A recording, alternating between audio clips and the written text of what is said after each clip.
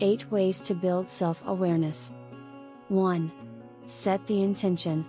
Just like you won't lose weight or build muscle without setting the intention to go to the gym or diet, you won't build self-awareness without making it a mission.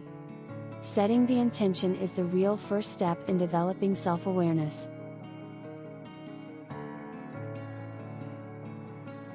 2. Start by assuming you are a mystery to yourself. There is a famous quote: "The first step to getting out of prison is to realize you are in prison, otherwise, no escape is possible." This couldn't be truer when it comes to self-awareness. In order to discover things about yourself, you have to assume you might not know much. No matter where you are in life, assuming yourself a mystery is the place to begin when it comes to self-discovery. 3. Identify what you are looking for. When people embark on a self-awareness project, you have to know what to keep an eye out for. Here are some good ideas, reflexes, habits, and patterns in your relationships with others and with yourself. Look for themes in the present and try to connect them into experiences earlier in your life. For example, if you had an overbearing mother, you might find yourself almost phobic of others exercising even the most remote authority over you, or on the flip side, you may only feel safe and thrive only when an authority is present. If you were a latchkey kid, you might feel really comfortable without structure, it's familiar, or on the other side very anxious when left in that old familiar place. The list of possible insights is literally endless.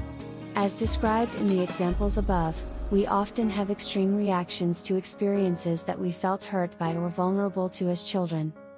People tend to respond to unresolved issues by exercising or expressing one extreme or the other. The usual tendency is to repeat what is familiar, for better or worse. Try and identify what the familiar is to you and how it helps or hinders your success. 4. Take in feedback, and try not to get defensive. Whether it is at the end of a relationship or the end of a job, asking for feedback is a critical tool in self-awareness. Listen and take it in as best as you can, even if at first you don't agree with it. Ask questions about the nuances of the feedback you are receiving. Try and imagine the experience of the person offering the feedback and how they might describe you this way. Try not to immediately dismiss anything. It's always important to consider the source, but if themes emerge in the feedback you receive about yourself, take note, there is probably some validity in there. Insanity is often defined as doing the same thing over and over and expecting different results. If we don't stop and take in feedback, isn't perpetuation the natural course of our worst habits? To reaffirm their existence in our lives again and again, without knowing it. Sounds like some version of hell. Take the time to digest this information and see if you can make changes accordingly. 5. Start a behavioral chain analysis. This may sound fancy, but it is a simple worksheet that helps you to connect the dots between your thoughts, feelings, and behaviors. It is a great, concrete tool to help you begin identifying the cognitive, emotional, and behavioral dominoes in your inner life. You can find a BCA by simply searching Google. It is a handy tool of many cognitive behavioral therapists, and it's a perfect, simple, jump-off point of a tool to get started with examining the workings of your inner life. 6. Meditate and monitor self-talk. Notice what that voice in your mind seems to be up to much of the time. Is it criticizing you for never doing good enough? Is it perfectionistic? Is it invalidating? Is it comparative? Does it offer gentle consolation or punishment when under stress? When does it get louder? Quieter?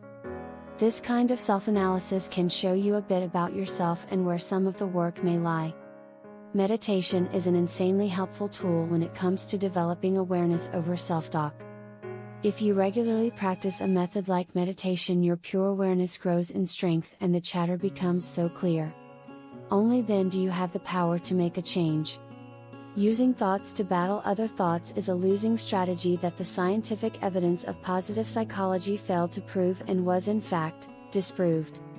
Positive thoughts don't beat negative thoughts, they just wage an inner war. Start with a regular meditation practice if you don't have one yet, it is a real leverage point here. 7. Journal. It is common advice but often overlooked.